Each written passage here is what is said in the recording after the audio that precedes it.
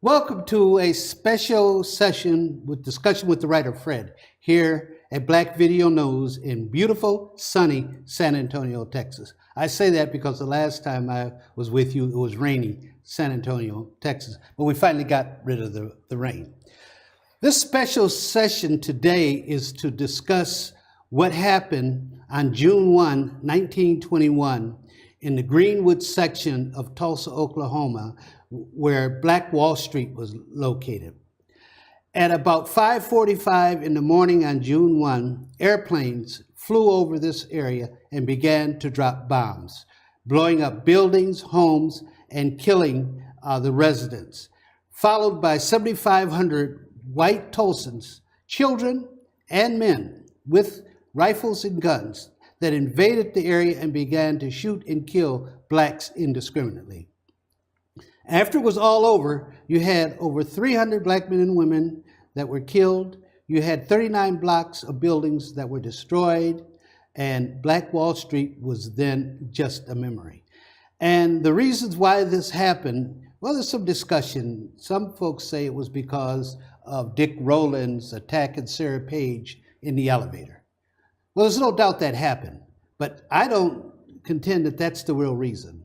The real reason is when O.B. Mann, a black veteran, went to the courthouse to defend Dick Rowland from being lynched, and it irritated the white men over there, and they went to get his gun, and he shot and killed one. Now, all of a sudden, Sarah Page and Dick Rowland are not important anymore.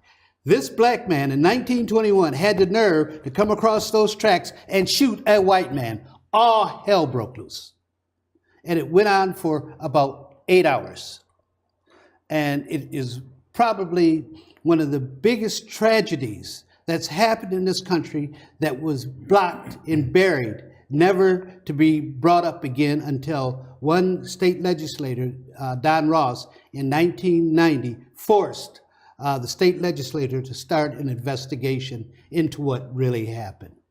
And that brings me to why I'm having this special session, because we may include it, and I've been at this for now 8 years, and finally I'm making some good progress. We believe this should be a movie, and the folks sitting here with me agree. And so let me introduce my very special guest. To my far right here, we have Mr. Edric Cowens, who is the associate producer of a film that's now in pre-production to recreate what happened that tragic day in 1921. And in the middle, we have lovely Judith James, who is going to be the executive producer and has immense experience in producing and putting together successful films. So those of us here in San Antonio who had started this about 6 months ago feel so fortunate of the progress we've made. And so that's why they're here today, for us to tell you what we're going to do and get your support for this effort. So I've given just a little brief background, Edgar, of what happened. Can you tell our viewers why this should be a movie? Well, I think it should be a movie because it deals with a hidden history of America. This is American history, not just Black history. This is also history having to do with how this country was built and came together. And I think that's important for everybody, not just, one group of people, but everybody to understand what happened. And if we can understand that, maybe in the future we can find out how to heal this kind of aberration that we have. And I think that's the most important thing about this movie. Why I'm concerned is it's a healing effort to heal everybody. And it's not about a revenge factor, is it? No, it's not about revenge. Revenge doesn't help anybody.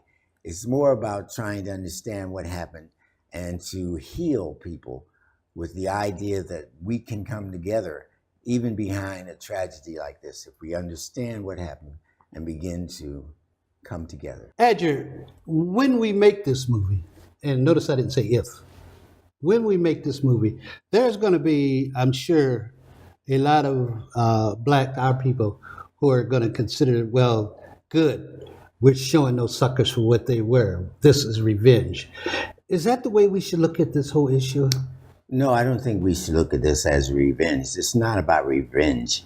This film is about healing. This is about healing both sides and trying to understand how this happened, and maybe it won't happen in the future, and we can come together and begin to heal our nation. What you right now?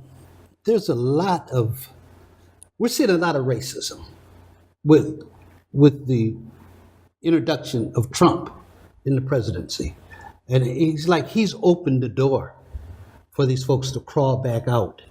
And are we going to be able to reach them? Or are they so lost in their racism that they won't see the value of what we're trying to do? Well, I think racism has always existed in America, and I think it will for some time to come. And I'm not sure that the people who are very racist against, us and other religions are not necessarily going to come together. I don't think it's for them. It's for all the other people to understand, what went on and what should not go on in the future. I don't think that you can take a person who is racist and change their ideas or their minds about what they feel and think. You have to continue to be positive in your point of view and what you believe. Okay, Judy, we're going to get to your part here in a few minutes, but I want to throw the same question out to you. Can we reach the racists, or is that we're looking to try to get to them, or do you think they're so lost that we can't reach them?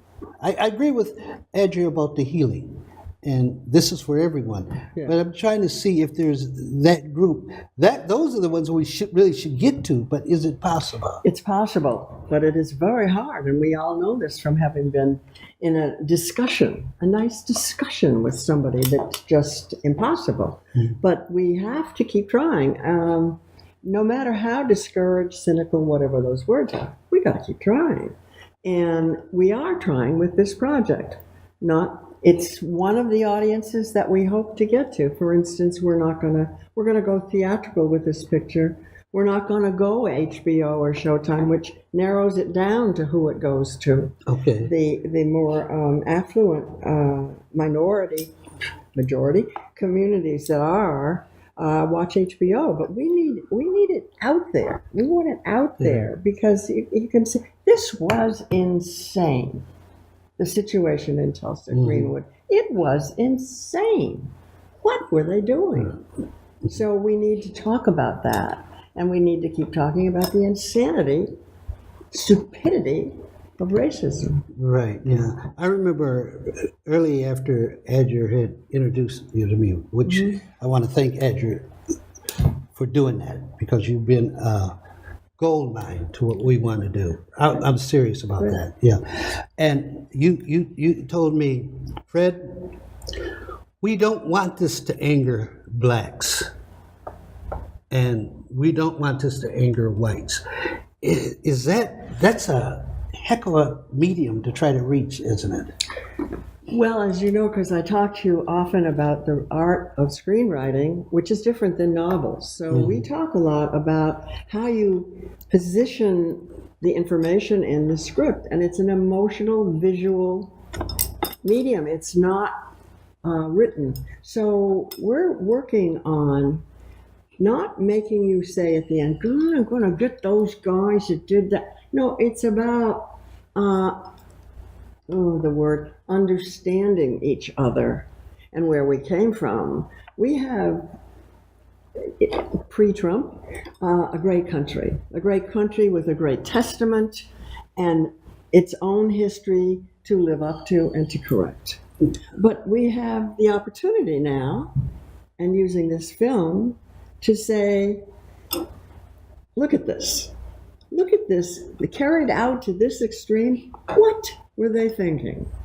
And why did it happen? And that's what we're doing with the film. Right.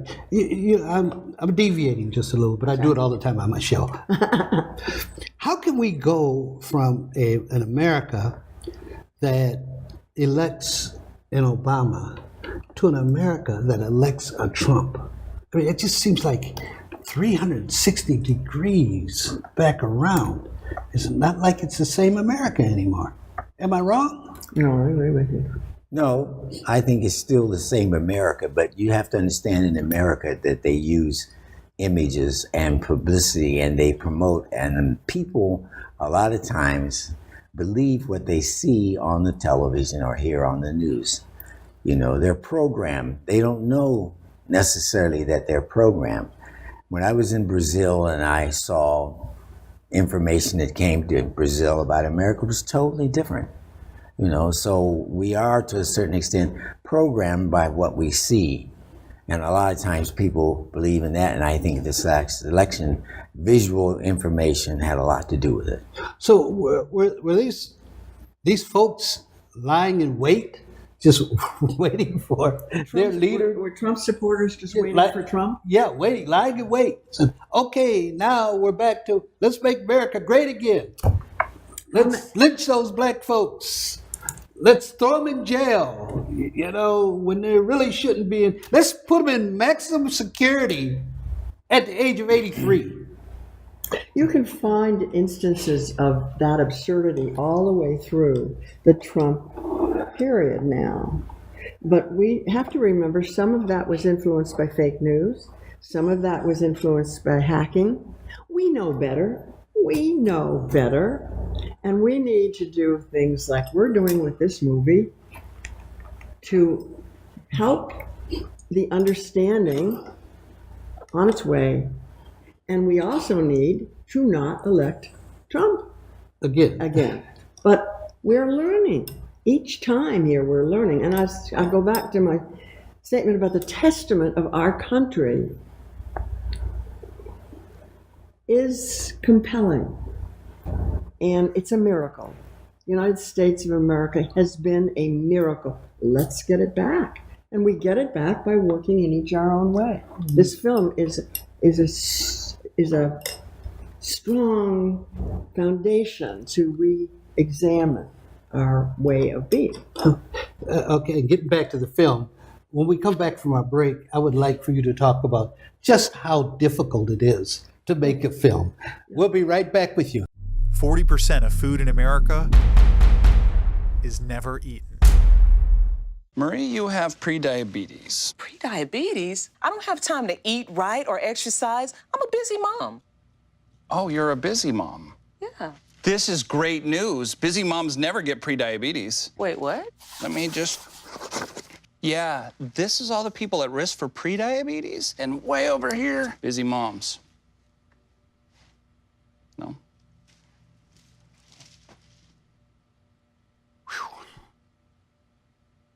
Hey, you. Yeah, you. Getting that college education? What are you gonna do? Graduate and take some office job? Be like everybody else? Or will you dare do something different? Like, be a teacher. You could be my teacher. You got the skills. The smarts? Yes, you. You could be the teacher I never forget. That'd be cool. Does that corporate job even have recess? What are you gonna make of yourself? What are you gonna make of me?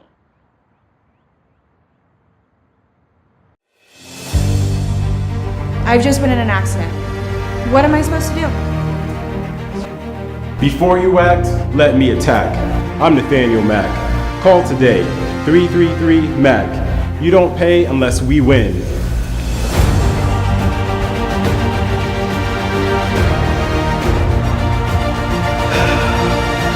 Let's call Mac. Let's call Matt. Nothing to do this week? Don't miss another event. Go to blacksinsanantonio.com for our event calendar. The home of the largest business directory in San Antonio with an African American focus. Sign up today for our weekly e-blast and text message alerts. Help us make this a better community.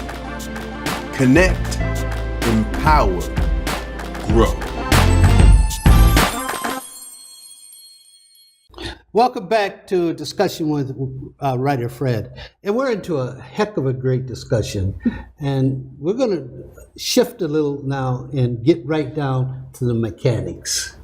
And you know better than anyone how difficult. We have the dream We can see everybody does. we can see the movie in the theater right now. We're at the premiere, and everybody's dressed up, and we got the greatest stars. We got Denzel Washington. He's playing. Don't make it harder for me. Okay, how do we get there, Judy? How do we get there? Filmmaking is very difficult. It doesn't have a business plan that resembles many other businesses. And a lot of people in the industry, like myself, are entrepreneurial. And I have never worked for a studio. Well, I have because I had a partnership for a long time with Richard Dreyfuss, an extraordinary actor. And we did some studio pictures, and I was his producer. So I know how it all works. But basically what I like to do is present what I am very interested in presenting, which comes from reading 15 scripts a week and looking for material. And then you have to put the team together. The team is that which is going to provide the energy to get there, which means we need the script to be very compelling, riveting. We need money. We need a social media campaign to put the word out. We need casting directors. The director is the next most important person on the team besides the producer, because the producer has to start with the script, producer, director, then you put the team together. Then you get the money, then you get a distributor, then you get a marketing plan, then you are ready to put it out. And you have strategies before you release a picture. What happens if we get some good reviews, not a lot? What happens if we get reviews from this area of the country but none from here? How are we going to continue to support our film if it doesn't break out? And these are things that you strategize, you work. So you work 20 hours a day for the entire time it's moving in, and then you go to bed. And you wait and come up with the next film. Now, I produced, in one manner or another, Quiz Show, stunning books by Richard Goodwin about the 70s, 60s in politics in Washington. Then I did Mr. Holland's Opus with my then partner Richard Dreyfuss playing the lead in that, which was everybody's story about teachers and important in that. Then I did Mad Dog Time, which was a bizarre movie that didn't make it. And then I did Having Our Say on Broadway with my partner Camille Cosby. And then we did it as a movie, not for HBO, but on television on CBS. In my theatrical career, I did a play about two vets, one black, one white, Alvin Ailey and Bobby Duvall, in a play called Call Me by My Rightful Name, then a B.B. Fenstermaker, very first feminist picture, and then In White America, which was the history of the Black experience from actual letters and books. Now, why I mentioned those, I produced 5 more off-Broadway. I've produced about 20 movies. But I'm mentioning those because I do believe that you can make a difference. You can make a statement. And talk about hard, that's hard. To modulate it so that you make your point without it being not entertaining. And I don't do a lot anymore. I don't do one film after another and start another one in the same year. I pick my projects. And this one knocked me out for all the reasons both have said, is that we have an opportunity to discuss the insanity of what happened there, and of racism. We need to look at it. We need to move on beyond it. It's not, I'm not being naive. I think we can do it. Those of us who have friendships all over know the joy of that diversity, etc. So this piece is going to open up that discussion, and I hope with our audience will too. I think we've had our heads in the sand because we are so scared of what could happen here and what does happen. Everybody was willing to bet something about these bombs, what they were supposed to mean that have just happened. Well, it's kind of settled down. But every time something like that happens, we're going to jump to it's racist, it's Latino, it's black, it's the yeah. We've got to make a clear statement about this kind of insanity. So we're hoping that a lot of people who hear us will bring to our attention anything that's going on in think tanks and organizations and college campuses about the good side of this, not always the nasty side of it. Let's find out what we need to do. I've got grandchildren. I think we probably all do. Yes, in fact, you all do. You know, it sounds cliche, but let's leave a better world for our kids. Yeah, I think that's important. When you say grandchildren, what struck me was we once had grandparents. We were the grandchildren. And it was a different kind of country, wasn't it? It was a really different kind of country. It really was. And I just love having been old enough in my 20s to participate with what happened in the 60s. Yeah. And it was beautiful. Everyone coming together, fighting segregation. And believing. Yeah. Who was it? I think Kennedy called it the Camelot time when he is elected. And we end with Nixon and the great concert in New York with Jimi Hendrix, and it was like from that point on it was downhill, and it's been going downhill. And can we, in our little way with this movie, maybe start to generate that kind of attitude, come up again? Yeah. And get newspaper articles and magazines and people talking about it. We've got to talk about it. We're so scared. Trump has made us very scared. Isn't that the truth? Yeah, definitely. We are. Yeah. Andrew, I want to ask you one other question. As blacks involved in this particular project, in the past, we've always looked like victims. And hopefully Judy, as executive producer, is going to be, I know she's sensitive to this, that we can't look like victims in this movie. We have to look like heroes. Well, I think that we are. You, those people, were heroes. Well, I think that in the story, in the actual story, we are heroes. These brothers and sisters fought back. We didn't just lay down and let people walk over us. We did fight back. And we fought back hard, and we fought back strong. And I think that's a message. One of the messages that is important for me in this film is that the resilience of black people in this country is fantastic. We have always survived under the most unheard of circumstances. Yeah. You know, I remember my grandmother telling me when I came home crying or something, she said, well, you just make a way out of no way. Yes, absolutely. Yep. I think all our grandmothers must have said that to us. All our grandmothers said that. Yeah. And I think that right now, most of our viewers, I'm not going to say all of them because it's not true. O.B. Mann, they need to know O.B. Mann. Yeah. J.B. Stratford, they need to know J.B. Stratford. I call J.B. Stratford the Carnegie of his time and the Nat Turner of his time. Because he had a little bit of both of them in it. He built a beautiful hotel, was the most successful businessman in Black Wall Street, but he carried his gun. He said, I'm not taking anything off anyone. And I think that'll come to light as we develop the film. Yes. Yeah. And we don't intend the movie to raise that up in people as let's go out and, tell them and beat them. No, it's to look at it and say it can be this way.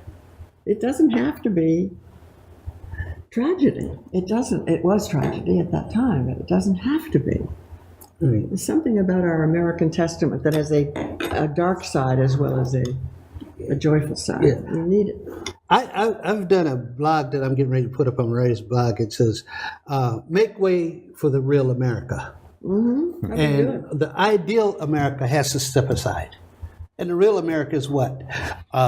Founding fathers that will write this great document and have slaves. George Washington, who will say, the Indians, the Native Americans, if they're in the way of the development of white get them out of there. And just come forward with all that. And now the ideal America was maybe the few years of Reconstruction, and then of course our 60s and 70s. But now it's back to that real America. And it's frightening. And hopefully we can do something with this movie. We do Not have to take it. Yeah. So can y'all please give my beautiful viewers closing remarks? Know who you are and celebrate in it because it's powerful. Okay. You just wiped me out. This is going to be a wonderful movie. This is going to be a wonderful movie, and everybody should pay attention to it. And then, I mean, love it, watch it, but then pay attention to it. We need this in this country. We need to think and talk and be. Yeah. Okay, thank you. You didn't have to make one. You have to make one. Oh, yes, I'm going to, right now. I started this back in 2012 with a commitment to make this happen. I wrote the novel, and then me and a friend of mine who's been with me ever since said, we're going to do this. And we've had the determination and the fight to not give up. And I think the addition of you two is a godsend to this project. I really mean that. It's a godsend. And it's telling me God wants us to do this. And we're going to do it. And stay tuned for further development in this project. And this is the writer Fred tuning off. Remember, always telling our story our way.